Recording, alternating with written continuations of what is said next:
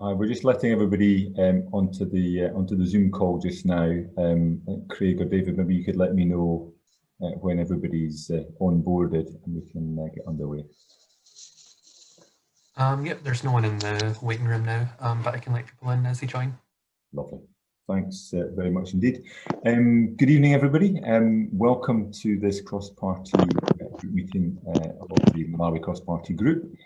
So we're a little bit delayed in getting underway. As ever in Parliament at the moment, votes are taking longer and therefore getting to these evening events is a little trickier than normal, but you are very welcome. Good to see such a good turnout. And having spent most of the afternoon dealing with a debate on the nature emergency, it seems very fitting now to turn to our focus this evening on climate change and in particular the involvement of young people in climate change in Malawi. But before we do that, there's the usual kind of housekeeping matters to deal with. So you will have had circulated copies of the minutes of the last meeting. So I wonder if we could have a proposer and a seconder for those minutes.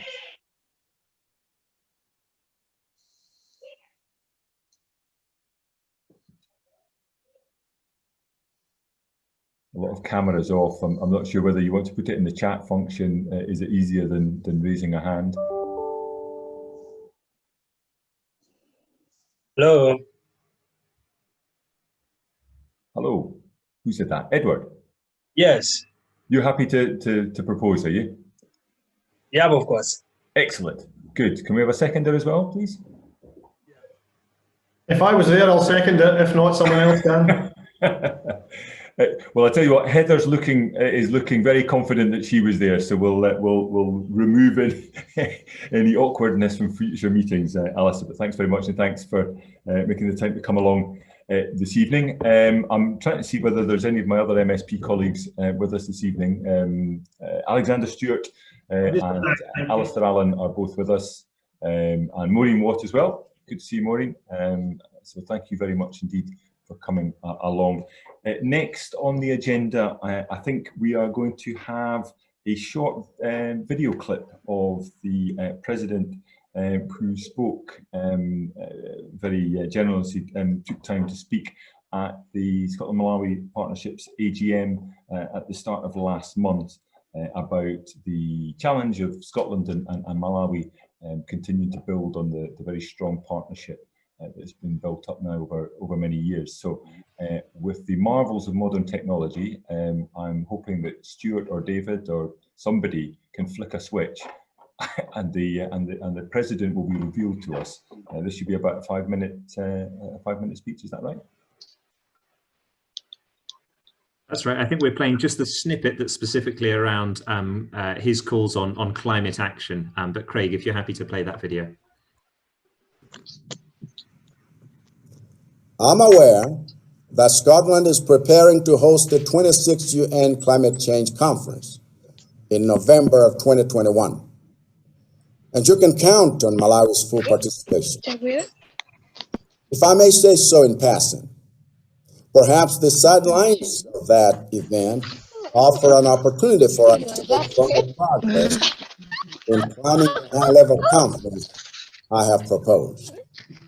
In any case, the fast approaching COP26 brings to me my third challenge this gathering.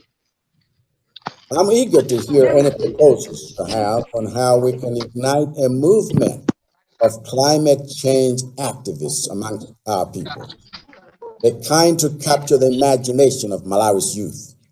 I believe the time has come to escalate the sense of urgency among our people regarding the threats to our indispensable relationship with nature. For that reason, I'm eager to see this partnership between us become an example to the world of two nations approaching climate change with sense of urgency and in the spirit of collaboration commensurate with the existential threat this truly is.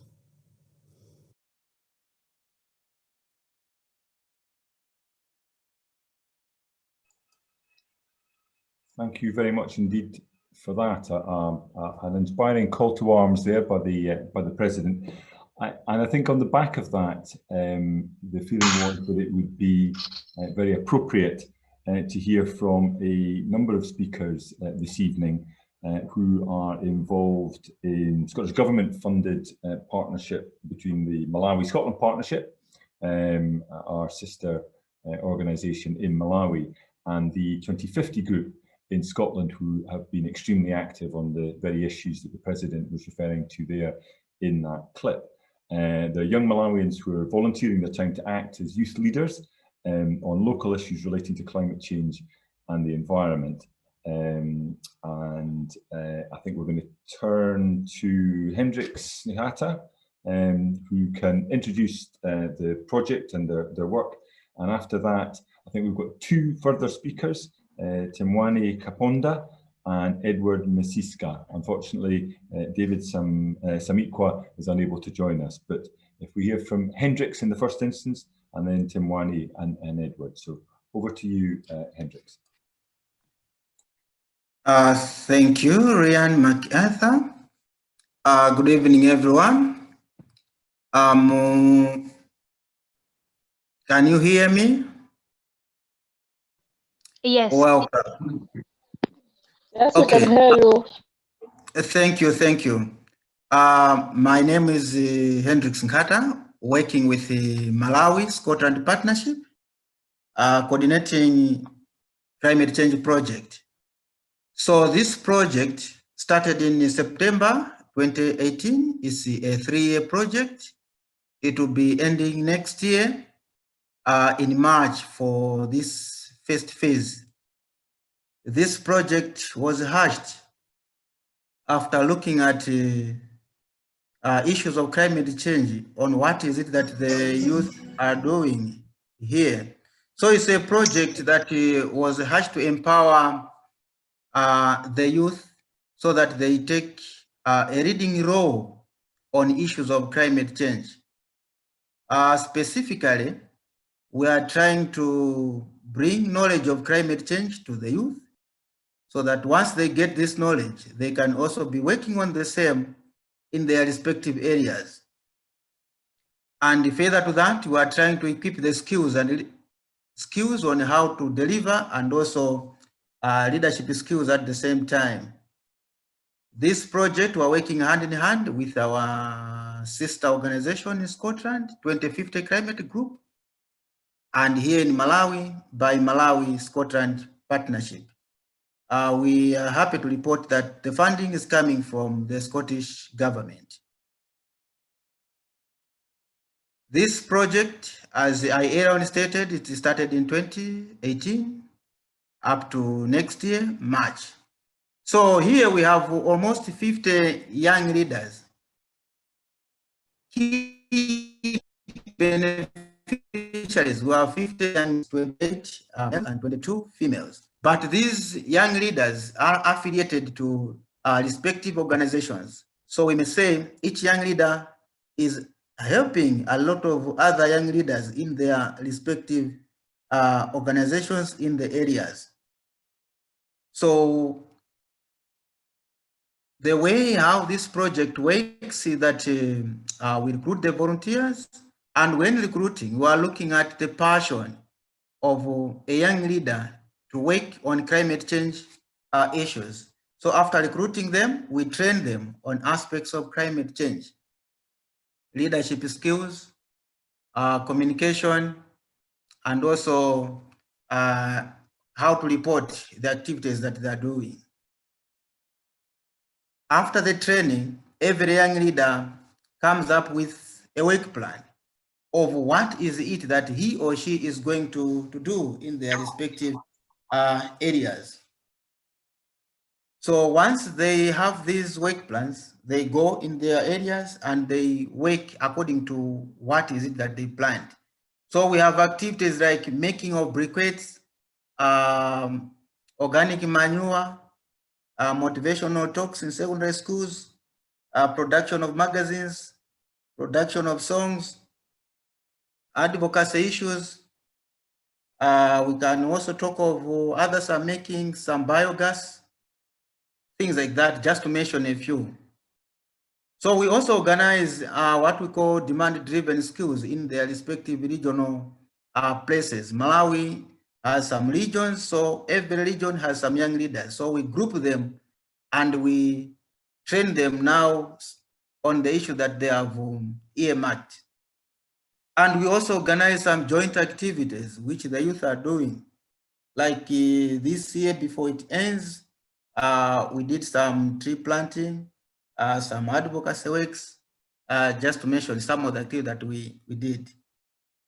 So like this third year, we are focusing much on amplifying the voices of COP26, which will be happening next year, 2021, in addition to some of the activities which the young leaders have been doing and they're going to continue doing up to next year. So those are some of the things that this project is doing. I should take this opportunity of thanking the Scottish government for the support that it gives to these young leaders, because by now we are having a lot of young leaders that are into this program directly and also indirectly working on issues of climate change. Just very recently, our president launched a national cleanup campaign, which is a national program whereby every second week of Friday of every month, every citizen in Malawi will be participating on making sure that the environment is clean in our respective homes. So our young leaders participated on this event. We had a pavilion where they showcased making of briquettes, biogas, some recycled envelopes, and also plantable notepads. So the president visited our pavilion and he was happy with what the young leaders are doing. And on amplifying the voices of COP, some planning meetings have been organized that will be working towards that, and also working hand in hand with 2050 on the same, and also SMP, whereby we will start production of some video clips, which will be uploaded in our various platforms to show what is happening here, so that together we can be moving together up to the day when we shall be having the COP26. So the young leaders are doing some tremendous jobs, of which we shall keep reporting as time goes. So that is just an introductory part of what is happening, but on course of our discussion, you'll be seeing Temwani Kaponda, who is a young leader that has done a lot of work, and also Edward Msiska, who will also be presenting on some of the things that they themselves are doing. Thank you for that. Thank you very much, Hendricks. I think you've given us a flavour of the breadth of the issues that you're covering and the skills that you're developing, not just directly, but cascading out into the communities in which these young leaders are based. And that's fantastic to hear, and very much in keeping with the principles of the funding that the Scottish Government has made available here. Can I, before handing over to Temwani to give her her presentation, can I also welcome my colleague Claire Baker, who's now joined us as well. So you're very welcome, Claire. Thanks for joining us. Temwani, over to you. And if anybody has questions, we're going to take questions at the end here for Hendricks, Temwani, and Edward. But if you want to start putting questions in the chat box, we'll keep an eye on those and make sure that those are put to our three speakers this evening once we've heard from all three of them. So Temwani, over to you. Thank you so much. Good evening, everybody. I hope I'm audible enough. My name is Temwani Kaponda. I'm a student at the University of Malawi, the Polytechnic. I'm studying electronics and computer engineering. I'm going into my 4th year. Having grown up on a farm, I have experienced the impact of climate change directly. which included the change in weather patterns, as well as droughts, worst case scenario. This affected our daily living, including our livestock, our agricultural activities, and many other activities on the farm. But I've always been a passionate person when it comes to the environment from a tender age. I've always indulged myself into activities which included cleanups, tree planting exercises. These were organized by various religious organizations and charities. So when I went to primary and secondary school, I skipped from geography clubs and then environmental clubs. We did not do much. It was always about taking care of the orchard and flower lawns. But then last year, I heard about the Malawi-Scotland partnership. I thought this is the place where I belong to. So when I joined last year in 2019, I thought this was the platform to which I can voice out how climate change has impacted the African continent.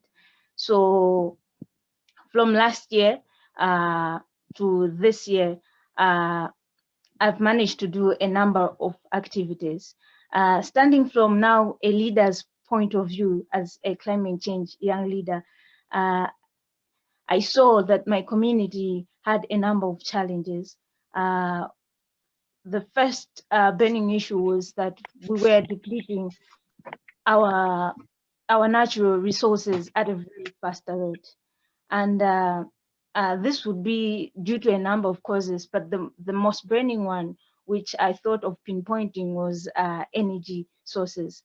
Malawi being a poor country, we neither have the cheap energy source nor a consistent one, let alone it's not even enough for everybody. So we have always had issues concerning energy. Apart from that, the other burning issue in my community was waste management.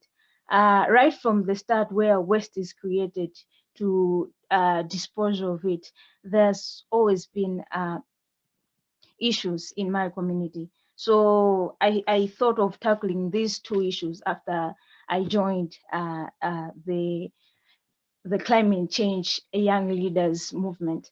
So this project has helped me a lot. I first mobilized youths in my community. I did this through the already existing youth clubs.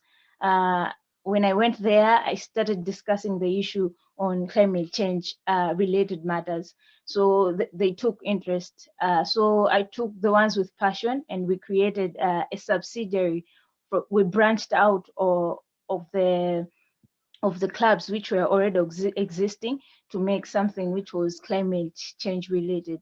So from this club, we started advocating about proper waste disposal. So in our first phase of our project, we started with the survey.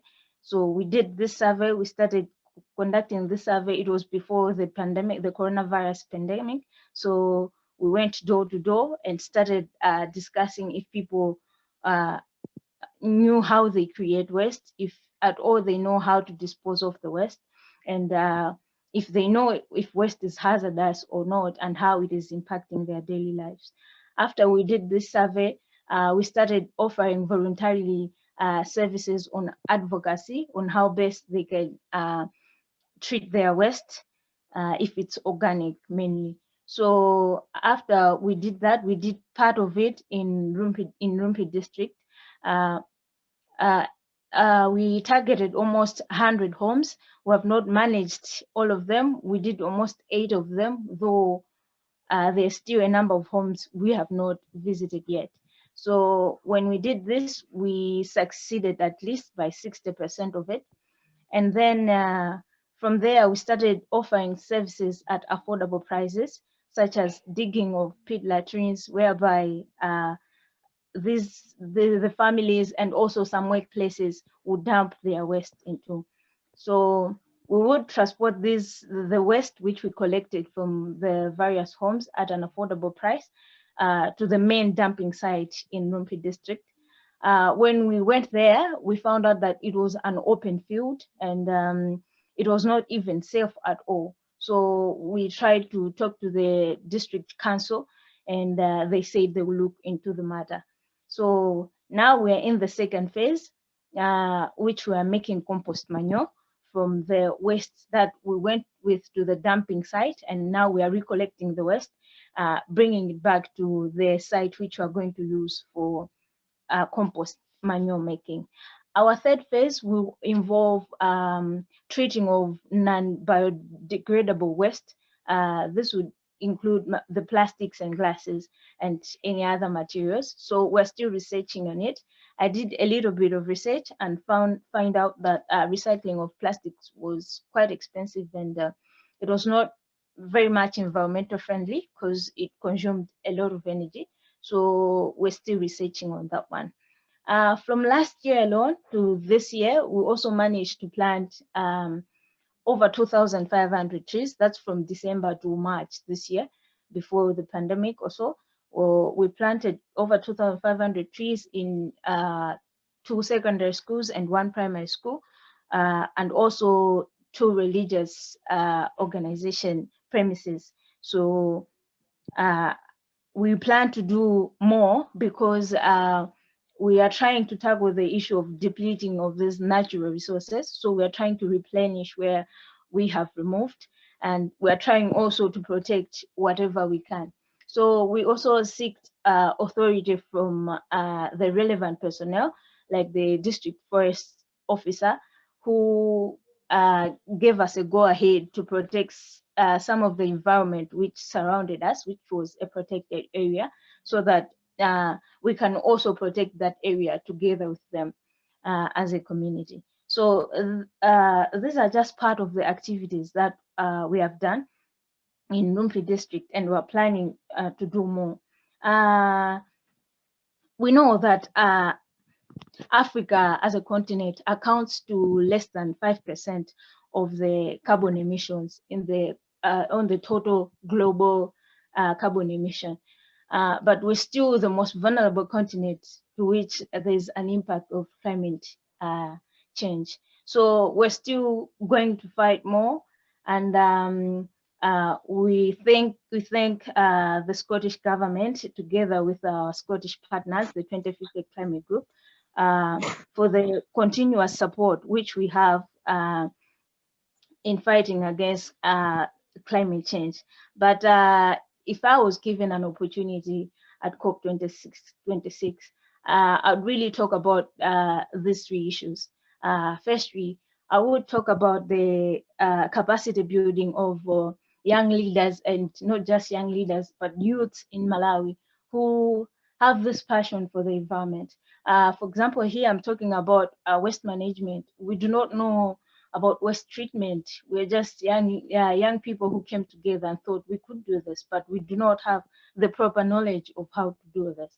So I'll talk about capacity building, first of all, not just into waste management, but everything which is climate change related. Apart from that, I would also talk about the financial resources. We know we're still far back as a developing country to talk about financial resources, but we know that our fellow developed countries can help us with that. So I would talk about that because we don't have to go down the same lane the developed countries went. They damaged the environment, and we came back and said, no, we could have done this. So I believe we can do the right way the first time. We can go green, we can go with clean energy. The first time we can go with other sources of energy and the like. So I feel like we'll talk about that as well. Apart from that, I would talk about also technology, being equipped with proper technology. The issue of climate also in this 21st century would go well and would go hand in hand with technology. As we are now, we are consuming less resources naturally.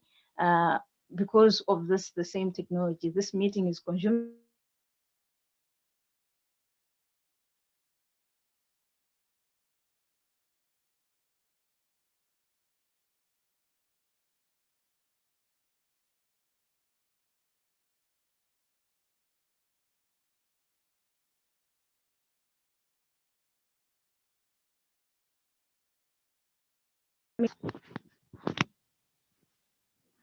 can you hear me? You're back with us, Temwani, yes. Okay, thank you. Sorry for the interruption. Yeah, so last week I was talking about technology. So if I were to be given a chance, I would talk about technology and how we can go about with climate change. So there's a lot to talk about, but I think we can discuss as we go by. Thank you so much. Thank you very much indeed, Temwani. You've just provided further proof that all of us that refer to broadband connections in our constituencies immediately jinx things and prove the point that we're trying to make there. But listen, that was a fantastic presentation. I think a demonstration of how this work has harnessed both your passion and your enthusiasm for the issue, but also your real expertise as well. And I think you have provided a very timely reminder about the fact that the impacts of climate change are being borne by those with least responsibility for the creation, and the messages for the COP26 in all three areas, I think, are ones that are absolutely to the point. So finally, we've got Edward Msiska, who will be our third and final speaker this evening. And then we'll move to a Q&A. So if you want to start filling up the chat box with questions, or get ready with your questions, raise your hand and I'll call you in. But without further ado, can we hear from Edward? Over to you. Hello. I hope you can hear me. Thank you so much. My name is Edward Shidoben.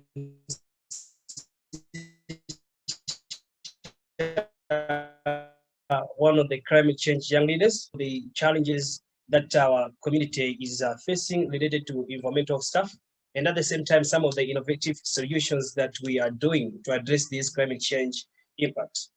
Begin with some of the environmental problems that our community, our society is facing, is to start with deforestation, and we talk of the poor waste management. We talk of pollution, and we talk of this pollution is like we are referring to water pollution, air pollution, and also soil pollution. And at the same time, we also have the problem of biodiversity. So looking at these problems as a climate change young leader who works with Malawi Scotland Partnership, and through the training that MaSP has been providing to the young people, we have had different innovative solutions to address these problems. To start with the waste management, some of the innovative solutions that we are doing is whereby we make paper briquettes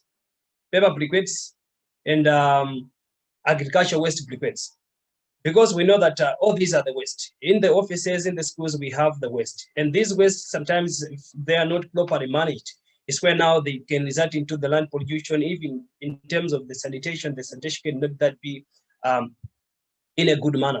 That is why we came up with an innovation of making the paper briquettes and also making the agricultural waste briquettes, because these briquettes, they are alternative cooking fuels.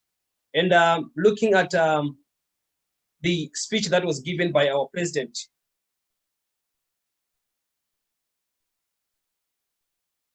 he was looking for the youth activists, because the environmental friendly products that can address the problems that arise because of the climate change. So we know that when we talk of these briquettes, they are a good solution that can help to solve the problem of waste management, and at the same time to also solve the problem of deforestation. Because if we're talking of alternative cooking fuel, instead of people using firewood, using charcoal, they can venture into using these briquettes.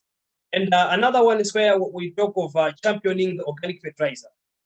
In Malawi, if we can look at 75% of the people who live in rural areas, these people, they venture into deforestation, they venture into tackle businesses and also firewood businesses just because of poverty. So as a result, we came up with an innovation of making organic fertilizer using advanced formula. Because this fertilizer, it can be adopted by these local farmers and even the youth who fails to venture into agriculture because of the high cost of inorganic fertilizer. These farmers, they'll be able to be productive with farming, and in the process, instead of venturing into deforestation or maybe venturing into shadow business, it means they'll harvest enough. They'll have enough to feed for their households and also to feed for themselves. So that's why we came up with this innovation of making organic fertilizer. And at the same time, we conduct awareness campaigns. Since we're talking about the problem of biodiversity, we are talking about pollutions. People need to know, understand what would be the impacts of poor waste management.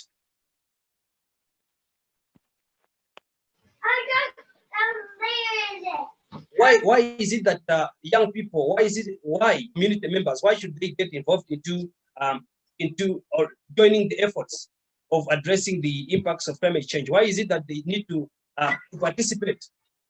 Why is it that they need to participate in all activities that are there to address any problem that may arise because of this? So as a result, we do raise awareness through mobile activities, using the media houses, that is including radios and also the televisions. And at the same time, we also do advocacy, because we understand that sometimes the policy can be there that can govern or that can give a guidance for, it can be the youth leaders or it can be the CSOs on how they can implement their project. But then the youth, they may not well be represented in terms of decision making on how climate change related policies can be implemented. That is why we came in, so that the youth are well represented. At the same time, they should understand how best they can implement their projects that will have an impact on the ground. And another project that we had as a climate change young leader working together with the community is tree planting. Remember, we said that we have a problem of deforestation. Therefore, we need to come up with a solution. How are we going to replace these trees that have been cut? So it's when we came up with the project of tree planting, and at the same time, going into school, establishing some of the youth clubs or the school clubs, especially working with the wildlife clubs, which almost each and every school has such kind of the clubs. So we work with it, providing the training to it, and at the same time, we also provide the training on the tree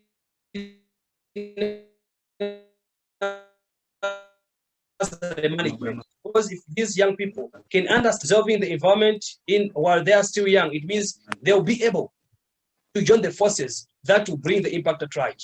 And lastly, it's when we can talk of conducting an assessment. When we talk of the waste management, we're not just talking about the waste that are found in the seas, that are found in the markets, but then we also ventured into the health wastes. Because if we can talk, we can go into the health facilities, we can go into the hospitals. We are going to find out that the waste in those places, they are not well managed. From the point of generation, the point of segregation, to the point of final disposal.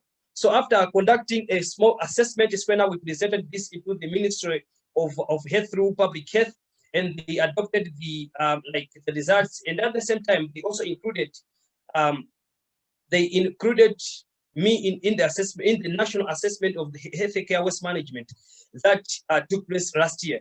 And in the same process, when now we learned that in Malawi, we only had 3 ideal incinerators, and all incinerators that are claimed to be incinerators, they are not, because they are just trash burners. So in the process, even the Minister of Health, the Minister of Natural Resources last year, they ventured into the system whereby they managed to buy some of the new incinerators so that most of the waste can be properly managed. So those are some of the activities that as a young leader we do. And at last, I should really appreciate the efforts that Malawi Scotland Partnership is doing because of the capacity building that are providing to the young people. Because they are working with the young people who works in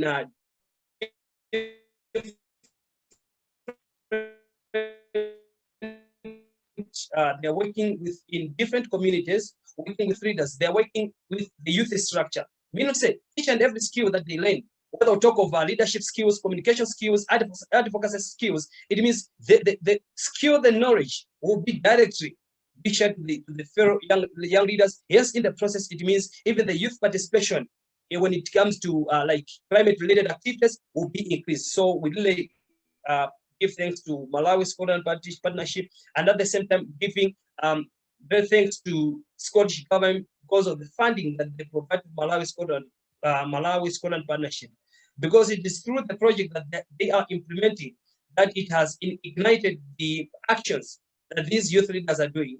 And at the same time, these young people, these youth leaders, they are able to train others. They are able to champion others. They are able to influence the change in terms of the policy implementation. At the same time, to advocate for change. Even last year, we had a reforestation program that is being implemented by the government. We find some of the gaps whereby the youth were just like the beneficiaries, not the implementers.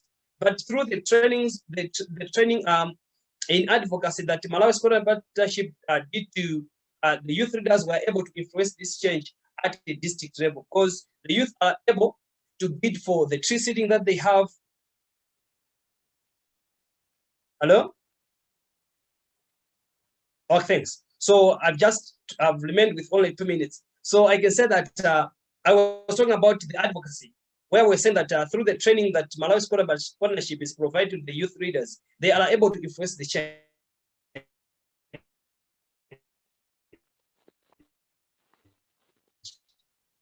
Because the government to plant trees in different locations. But then when we're talking about these youth, they were just beneficiaries and not contributing on how the project can be implemented.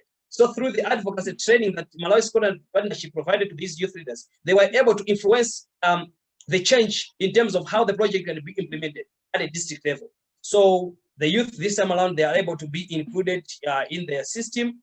And at the same time, they're also almost 90% involved in terms of the decision making, so that whenever the program goes to the community, it should really be welcomed by the youth and also be owned, because there's a need of a sense of ownership. Because if the youth cannot honor the program, that's why the program cannot sustain. So the youth are able to honor the program, and at the same time, they are able to champion any initiative that comes to the society, so that the change that they want can be done. Thank you so much. Thank you very much indeed, Edward. That's been 3 excellent presentations that I'm sure will get the conversation flowing. The chat box is filling up with questions, as well as a lot of love for our 3 speakers. Let's make no bones about it. Before we turn to the Q&A, let me finish off one bit of housekeeping I didn't do earlier on, which was to acknowledge the apologies that we've received. So we've had apologies from my MSP colleagues, Alison Johnson, Kenneth Gibson, and Linda Fabiani, who thought she may be able to join, but I suspect at this stage that's unlikely. So apologies from all 3 of those colleagues, and from Ben Wilson as well. So at this stage, it's also probably worth pointing out, you may have spotted it in the chat function, but copies of the presentations that we've heard, a summary of them anyway, will be circulated and available, because I think in each instance there were a couple of occasions where the connection wasn't brilliant and we maybe lost a little bit of detail. So do not worry, that information will be circulated, and thanks very much Brian Kerr for flagging that up. I've noted a few questions. I'll start off here with one maybe for Edward. In relation to organic fertilizer, it's a question from David Hope Jones about whether or not there could be possible changes in the farm input subsidy programme to support a shift to organic fertilizer. I wonder whether you might want to respond to that, and then there's a couple of others I want to come back to after that. Edward.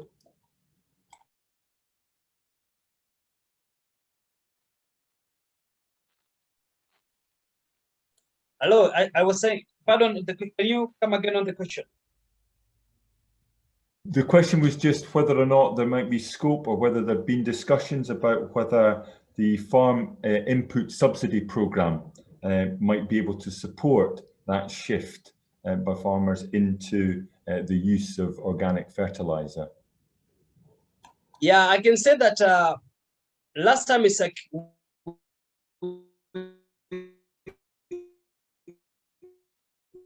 we met the Environmental Resources and Forest Management, whereby we were like liaising with them if they can come in to support the initiative. Because after we made these organic fertilizer early this year, we had a demonstration plot whereby we wanted to prove the efficiency and the effectiveness of our organic fertilizer, and even the results were so impressive. So after looking on the results that we got from the demonstration plot, and after we consulted the minister, they said that they are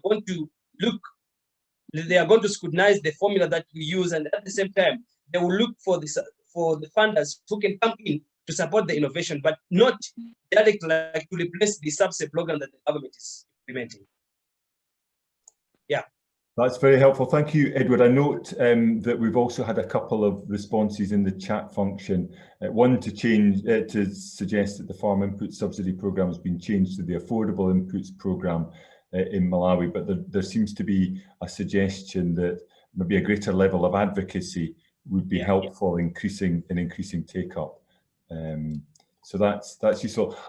I tell you, rather than me just reading out the questions, why don't I allow those who've posed them to put them into their own words?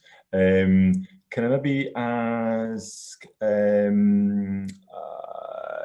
Heather QB, do you want to come in and ask? You've, I think, posed a couple of questions, so I'll leave you to select what you want to ask. Thank you.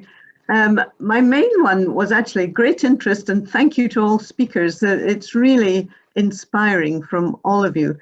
I come from a healthcare background, and so I'm particularly interested in what Edward was saying about his national involvement in healthcare waste management. And while incinerators are obviously one part of the issue, I wonder whether more support might be needed for other forms of management of clinical waste, and whether there is anything we can do here in Scotland, particularly through the volunteers from estates in various hospitals through the Scottish Global Health Collaborative. It's a dimension I hadn't thought of before, and it's Edward's talk which has made me think, I wonder if there's something there that would be worthwhile. Thank you. Edward, do you want to pick up that point and respond to it? Yeah, it's like that can really be helpful if they can come in, because it's like when we talk of waste management, it's a big challenge here in Malawi. Whether we can talk of the solid waste, we can talk of the chemical waste, or maybe if we can talk of the market waste, or even if we can talk of the healthy waste. And if you can look on this healthy waste, it's like it have got a very big negative impact on the community, because it's like in most cases these healthy waste is like they are more to do with the chemicals, you know, so they have got a direct negative impact to the community. That is why there is a need of right and ideal incinerators to be used. Because even if you can go into like the health centers, about 80% of the health facilities here in Malawi, even if we talk of the public hospitals, they use badge banners, of which they cannot be able to completely bend the strange, even if we talk of some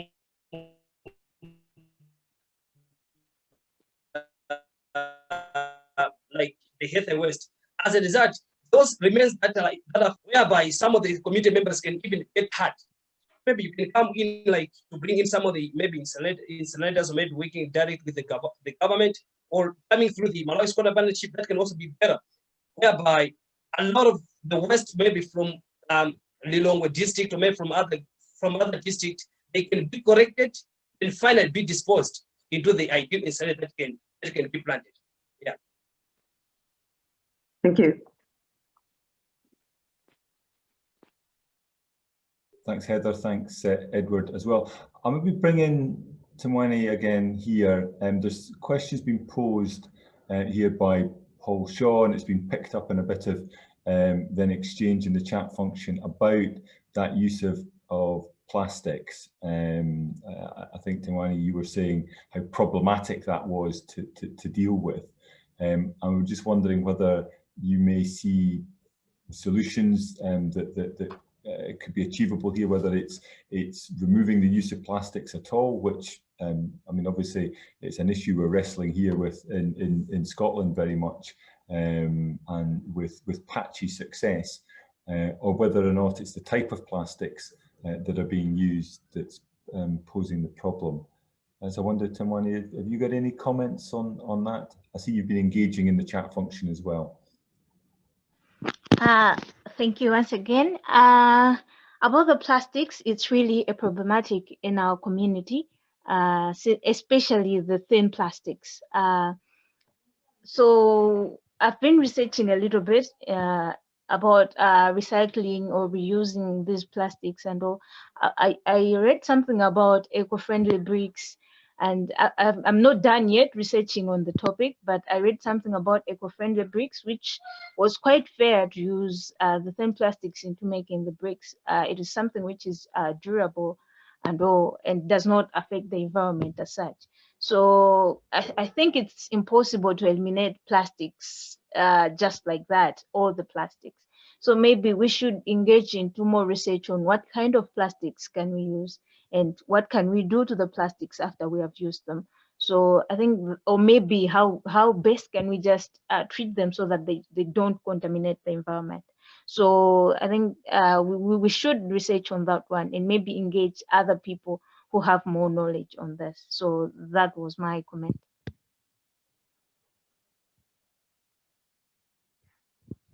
Thanks very much, Tim. I noticed Tracy Morse is doing a valiant job in connecting all three of our speakers with various very useful contacts they may make, either in Malawi or back here in Scotland. I wonder, Tracy, do you want to take the floor and maybe expand a bit on some of the suggestions that you've been making in the chat function?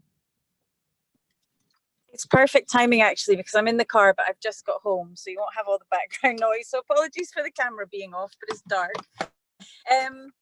I was just to say, I think it would be great, really great and inspiring to hear, you know, young leaders in Malawi talking about climate change and things, and what they're actively doing, particularly in my field's environmental health, and a lot of the work that they're talking about is environmental health. So I'd be delighted to help in any way, but certainly in links, both Washtead and, as someone's mentioned, the Mizuni Smart Centre do some really great community level work on waste management and sanitation and hygiene, and I'd be happy to link people up with that. I was curious about how much MaSP are linking up with the Wildlife and Environmental Society of Malawi, because again, I know some areas of the country are more active than others, but they have some really fantastic club coordinators, I know, in particularly in Blantyre, and I know they'd be excited to link up and get involved in some of these community level things as well. And just to come in on the plastics, obviously it's a very political issue and it's quite difficult in terms of industry and getting the bans, but there's an organisation called Trust Group in Blantyre as well, which would be good to link up with, who are looking at really interesting ways to recycle a lot of plastics that are previously not necessarily seen as traditionally recyclable, like crisp packets and things that are being made into bricks for construction and things. So anyway, that's enough of listening to me. I'm happy to link people up and help wherever I can on that. That's fabulous, Tracy. Many thanks indeed for that. I noticed a question there from Stuart, actually asking about the level of awareness of climate change issues within the communities that our three speakers have been talking about. I wonder whether it was a point I think Hendricks made in his presentation. So I wonder whether he wants to offer some thoughts in the first instance, and then if Temwani and Edward want to come in as well, I'd be happy to bring them in. But Hendricks, do you want to respond to Stuart's question there? Thank you, Riam. Yeah, climate change is here to stay, and what is needed from now onwards is finding up the mechanisms on how to go about on that. Here in Malawi, people are affected by climate change in different ways. You are talking about food insecurity resulting to maybe droughts, as well as dry spells. Then you are talking of floods and many other things. So we are being impacted almost each and every year. So people have the knowledge about the climate change, but what is lacking maybe is the capacity to go about on the same. So this project is contributing to equipping the youth, but it's our wish that we have to reach to many youth out there so that we should have adequate knowledge to many youth in Malawi and abroad. So yes, knowledge is there, but people, they don't know much about the same, apart from maybe experiencing the impacts that are coming from the same problem of climate change. Yeah. Thanks, Hendricks. I saw Edward nodding along. I'm sure Temwani probably was as well, though her screen is not on. I don't know whether Edward or Temwani want to add anything to what Hendricks has said. Yeah, maybe if I can come in, because it's like there was like a question related to the level of like awareness related to climate change. We can say that this time around a lot is being done, whereby we can say that even the government itself, it has committed itself to work with youth leaders, to work with the climate change youth activists, to ensure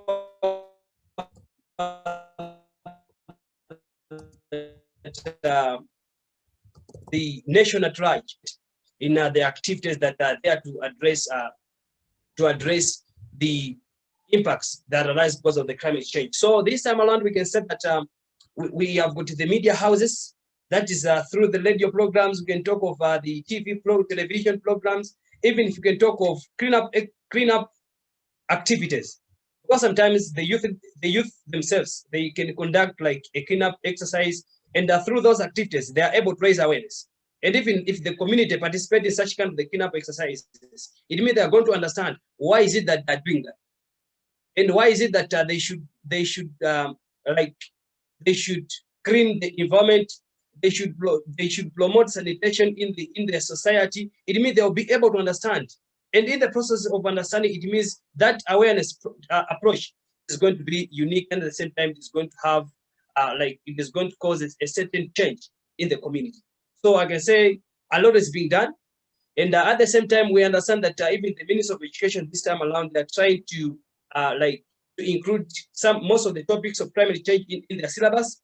Because if you can look over if you can look on the book of chemistry, the book of chemistry, there's a topic of climate change. If you can talk of geography, you can talk of social studies. So you can see that a lot of being done just to ensure that awareness in issues related to climate change is being reached to the majority, especially the youth themselves, who are the custodians of this scenario. Thanks so much.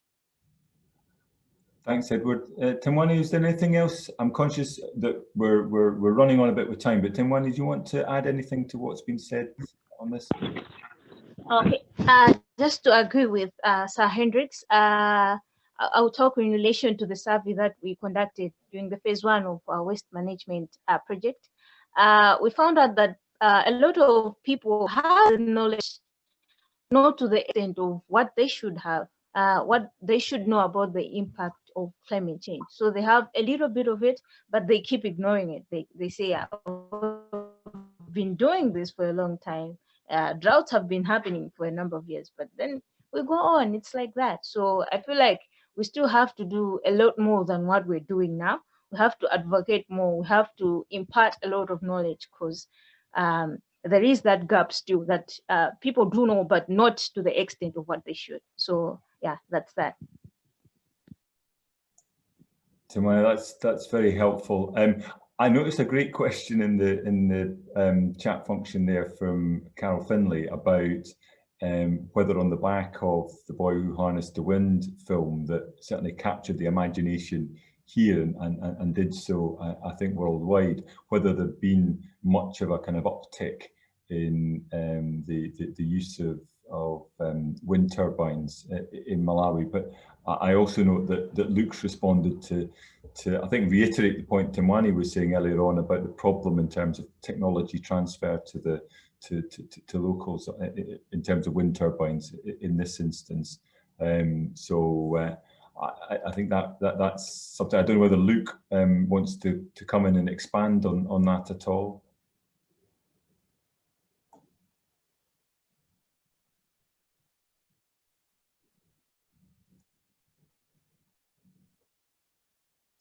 No, he may put something else in the chat function. Anyway, look, we are pressing on with time. I'm conscious that we've got a discussion that we need to have, or an update we need to provide, possibly with some questions on the back of it in relation to international development. But can I once again thank all three of our speakers, Temwani, Hendricks and Edward, for fascinating presentations. As I said earlier, the passion with which you advocate the work that you're doing, and I've no doubt the impact that will be having, not just on other young leaders, but on other young people in Malawi, I think is unquestioned, and I can think of no better people to be leading the charge on these issues, which are global in nature. We all have a role to play, but I think the work that you're doing in Malawi is absolutely fantastic and absolutely in line with the objectives of the funding that's been provided. So thank you once again very much indeed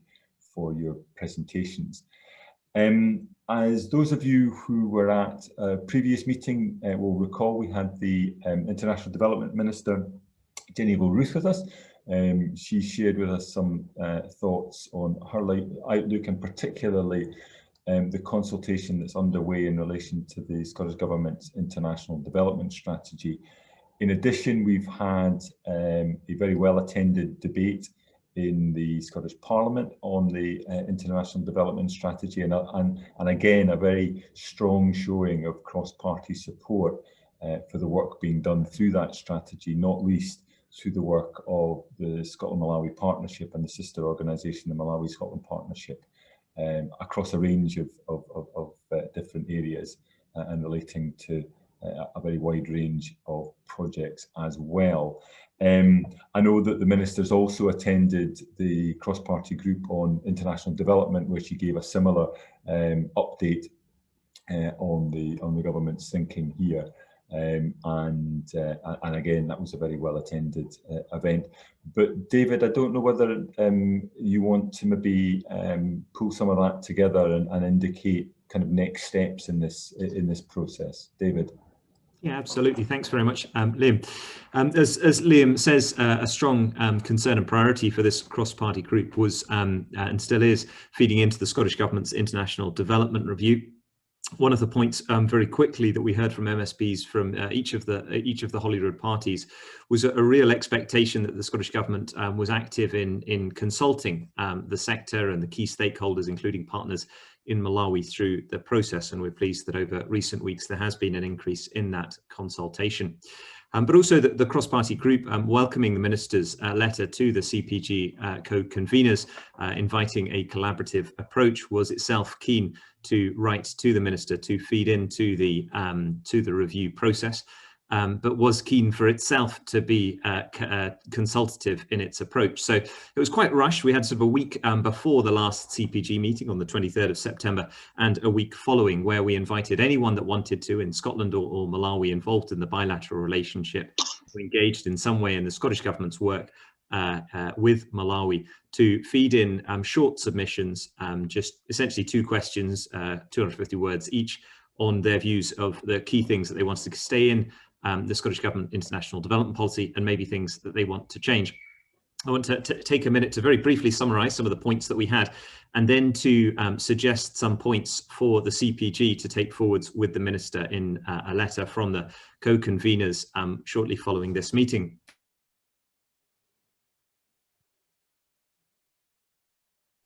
Sorry, I've just put into the chat box a link for the full submissions, the full details of the collated submissions we had. We had 28 submissions, and I want to just do a very quick screen share to take you through just some of the key points, if I may. Just one moment, see if we can get this to work. There we are. Liam, can we give me a thumbs up? Have you got a PowerPoint slide there? Fantastic. So we had 28 digital submissions in the 2 weeks that we had. Again, quite a modest and quick consultation, but a very pleasing diversity. We had 6 representatives from 5 universities: Glasgow, Edinburgh, Queen Margaret University, the University of Western Scotland and Manchester University, 6 Scottish networks, civic networks, 2 community groups, 6 small NGOs, 2 medium, 2 large NGOs, 2 Scottish schools, 2 diaspora groups representatives, and 2 faith groups. So I think a reasonable cross-section of those engaged in the bilateral relationship. A lot of data on this slide. I'll very briefly summarize just a headline few points. The first question we asked, what do you feel are the most important aspects of the Scottish Government's work with Malawi which you are keen to maintain? This is just a sort of summary coding that we've done in collating the key points across the 28 submissions. And you can see in bold those points in the top left that have appeared the most time. So overwhelmingly, the main point was around partnership working, about working with the Scotland-Malawi Partnership and MaSP, using the strength of civic networks, the sort of local community-led partnership, the collaborative working, government working with non-governmental agencies, working with smaller charities, a lot of support for the small grants programme that the Scottish Government has, support for building capacity and reciprocity, two-way listening and learning, for information, guidance, knowledge, expertise and support. And you can see many other points there as well. The second question was framed, what do you think should change in the Scottish Government's international development policy? I should note a number of people answering this were actually answering it as things that they didn't want to change, but hopefully it's clear from as it's summarised here. And again, following that WeTransfer link in the chat box, you can see the full submissions we've had. But essentially, again, it's the flip side of what we've just seen. Strong argument not to lose what's been so successful, the inclusive two-way partnership approach with Malawi, to continue to work with smaller organisation, an encouragement for more two-way listening and learning, and asked to continue to leverage community links for greater inputs, goodwill and global influence, continue to work with the networks, a call for greater transparency and some raising some concern about instances where funds have been awarded without a clear and transparent and accountable process, and again, strong support for the small grants programme.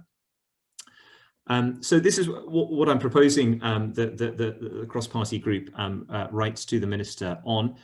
Firstly, recognising the context for the review, as was repeatedly said in the debate, COVID-19 and Black Lives Matter, understanding why the Scottish Government wants to review at this time and welcoming the collaborative approach. The review would be informed by the views expressed by MSPs in our 23rd of September meeting, the views of non-MSPs who spoke in the meeting, the digital submissions we've had, the points from all the 5 parties in the 6th of October debate, but also drawing on the rich history of 15 years of this group, listening as we have this evening to inspiring Malawian and Scottish speakers talking about the positive impact that their work together has had in both countries. So again, no great surprises. It's really representing the points that we've heard from our consultation and that came up in the debate. But key points I propose for the CPG to take forwards with the Minister. Firstly, that the Scotland-Malawi relationship remains the majority focus of the international development programme. I suppose an unsurprising point for the Malawi CPG to make. The Minister has confirmed that the partner countries won't change, but at the moment there isn't any guarantee about the strong focus on Malawi. And again, a point we've heard a lot is not risking spreading the jam too thinly. Secondly, partnership working. Again, these points around reciprocity, two-way listening and learning, mutual understanding, respect and trust. The use of using the strength of civic networks, the multiplier effect, the role of the partnerships, of the networks in coordinating and supporting collaborations on an inclusive basis, the value of working through smaller charities, the importance of engaging young people through school partnerships, the innovative way in which Parliament, government and civic society work together. And really why we feel as a group that these points are particularly important in, firstly, delivering against the stated principles of the Scottish Government in its review. Secondly, to continue to support Malawi on COVID-19. Thirdly, to continue to make changes informed by the Black Lives Matter movement. a movement for which I think a spirit of partnership, dignified partnership, solidarity and friendship is relevant and important. And finally, delivering on the 3 challenges set for Scotland by the President of Malawi in October. And we saw one of those challenges at the video at the start of this meeting. So essentially my job since the last meeting has been listening, collating the points that we've had, going through the debate and coming up with what I see as some of the key points for the group to submit. But I'm keen, Liam, to pass back to you and to invite any input to that. And it'd be wonderful if we could in this meeting reach a broad agreement of what are the key points to take forward to the Minister for the review. Thank you. Excellent. Thank you very much indeed, David. An ability to share a document in the chat function and then share the screen at the same time. Such technical wizardry is putting us all to shame here. Before I open up more extensively, I was keen maybe just to bring in my colleague Claire Baker, who has joined us, who's also a member of the Culture, Tourism and External Affairs Committee. And I think she had a bit of an update that might be of interest to members of the CPG. Claire, do you want to just give us a few thoughts and an update on the work of the committee? Yeah, thanks, Liam. As the committee know, there was a debate in Parliament a few weeks back, and on the back of that, the Culture, Tourism, External Affairs and Europe Committee have been taking an interest in the review. It brought the review to our attention, which I think was quite important. So we have written to the Minister and received a response from her, which is on the Parliament's website on the committee page. And she is coming to give evidence on the 3rd of December, so in 2 weeks' time.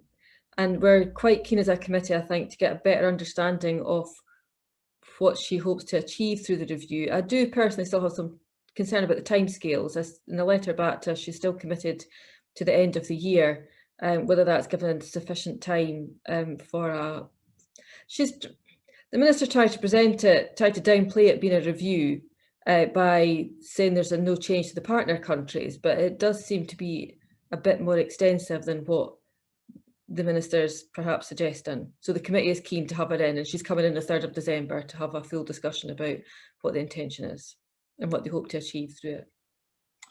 Thanks very much, Claire. Yes, I think that was the kind of sense of the debate as well, where the extent of the review was perhaps being downplayed, but it did appear that the potential impact that review could have could be pretty significant and wide-ranging. And I think that the feeling was across the chamber that there was a very real need, whatever changes were made, not to lose some of the enormous strengths that we see in the way that partnership between Scotland and Malawi has worked for a number of years now.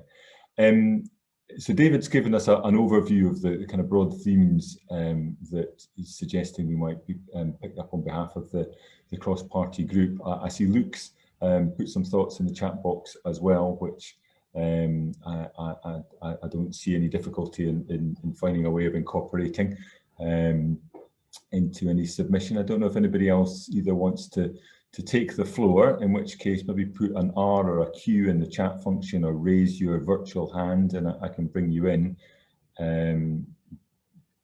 But if not, as I say, I think what David set out has been very much in line with the feedback that's already been coming in since the review was had been announced, but actually very much in line with themes that we've picked up in previous CPG meetings as being the kind of strengths of that relationship. And as I say, I don't think it's remotely a political document, because as was very evident in the debate we had in Parliament, those strengths are recognised across the chamber and indeed by the Minister herself. So, there's an adage in politics: just because you think there's not likely to be change in an area doesn't mean that you shouldn't make absolutely damn sure that people are aware of your support for whatever it is that's being done. Heather, you want to come in? Sorry, I'm chuntering on here waiting to see a virtual hand raised. Sorry, I think that, can you now hear me? Yes. I think that we must not lose sight of just how good the 2016 strategy was with its full consultation. It is recognised as having been both innovative and unique, and has therefore been so positive for Scotland's standing in terms of international involvement, despite a very small budget.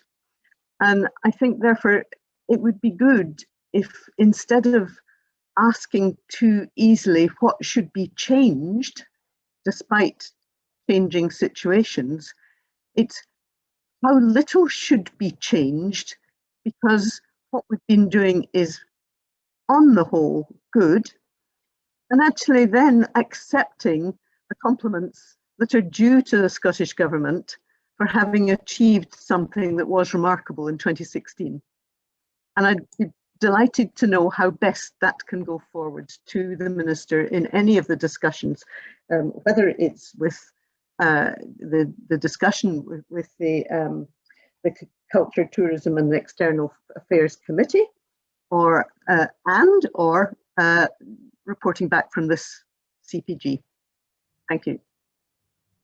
Thanks very much, Heather. I mean, I certainly recall there were some misgivings at the time of the review ahead of 2016 that thankfully were confounded by what then subsequently happened. But I think it's an example of where, if you've done something right previously, then you should be cautious about throwing that away and adopting a different approach, because change is seen to be something that you're inevitably needing to embrace. I mean, I think there's an acceptance. Again, I'm speaking on behalf of my colleagues here, who I'm sure will jump in if I say anything overly controversial, but there's a recognition that there are real strengths here that's seen as almost a kind of blueprint, if you like, and that if we are to change, chances are it's going to involve us not then doing things that we're currently doing at the moment, and therein lies risks. If we do that with our eyes open, that's one thing, but there is a risk that we then end up coming to regret it, particularly in a process that feels quite truncated, and in the current environment feels all the more difficult to manage with everything else that's going on. And I see Brian's made, I think, very, very valid points about the need to be straight. That's a dignified partnership approach, which, as I say, has been the kind of hallmark of this relationship. So I think there's also reference here to kind of priorities leading up to COP26 as well. So we maybe need to find ways of drawing that in as well. And I don't think it's inconsistent at all. This evening's meeting is further evidence that is very much kind of central to the discussions within this cross-party group and the work of SNP and MaSP. So I don't think, David, that will be any problem at all. Do you want to, is there anything you want to come back on, David, from what you've seen in the chat box? Yeah, absolutely. Paul's question, what part is SNP playing in COP26? Great question. So we, back in February of this year, agreed at Malawi at COP26 strategy, which set out what our goals for our engagement of COP26 were. Essentially, I could boil it down to one sentence, one concept, and that is to amplify Malawi's voice at COP26. There's some great research that's recently been published looking at Malawi's experience in successive COPs, and again, Malawi and countries like Malawi just don't have a loud voice. They're just not listened to. Meetings, decisions are made in meetings with the LDCs not in the room. It looks very likely Malawi will be the leader of the LDC group in COP26. So Scotland and Malawi, as it would happen, are really going to be front and center in this crucial global conference. We had a great meeting just maybe early last week, that refreshed and revamped our Malawi at COP26 strategy. And what we've committed to is monthly Zoom meetings, bringing together all the sort of Malawian negotiating team for COP26 with all of the key stakeholders in Scotland to look at how we amplify Malawi's voice.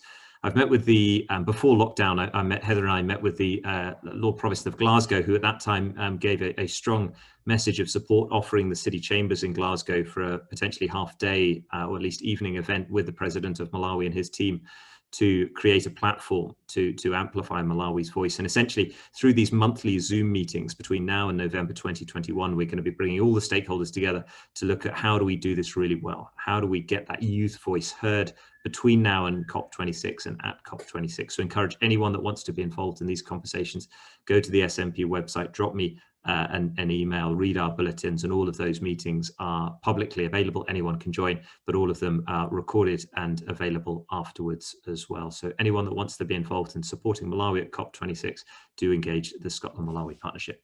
Thanks, Liam. Thanks very much, David. I'm conscious of time. I need to go back from Zoom onto Microsoft Teams from whence I arrived at the start of the meeting. So I think going to have to pull things to a close here. I think if there are any other comments, obviously feeding those in to David and the team is perfectly fine. But I think the sense of the meeting here is that the framework set out by David is very much in alignment with what as a group we want to be saying. So we'll look forward to the developments there, and Claire has obviously offered to keep us updated on the work being taken forward by her committee as well. So I think at this stage, unless I get some wild shaking of heads from David, I was just going to finish off with some thanks. But David, you want to jump in again? Hold on. Just the inevitable, very quick plugs at the end of the meeting, which I've put in the chat box.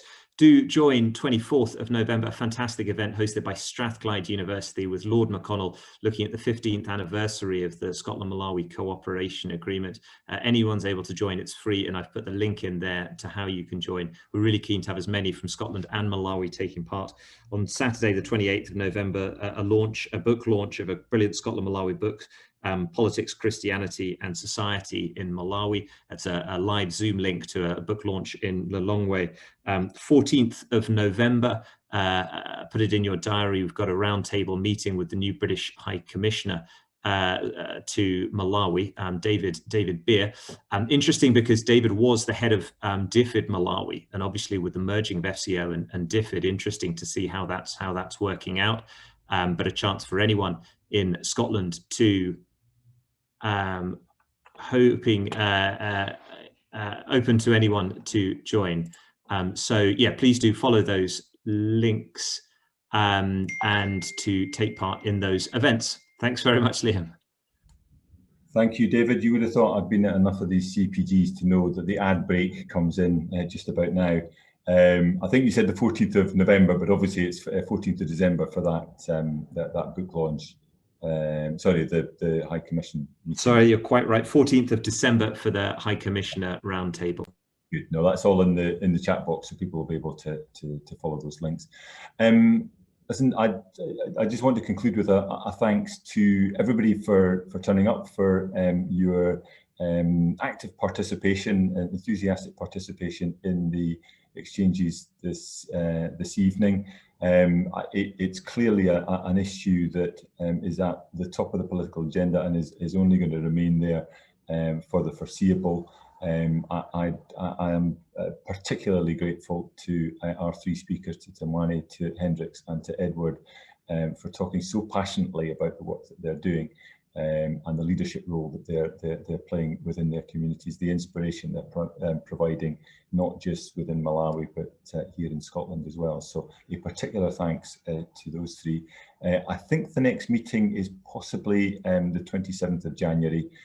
Don't pen that in your diary just yet. David and his team, I'm sure, will confirm in writing. But for now, thank you very much indeed for your time this evening, for taking part so energetically, and have a good evening. We will see you soon. Thank you very much indeed.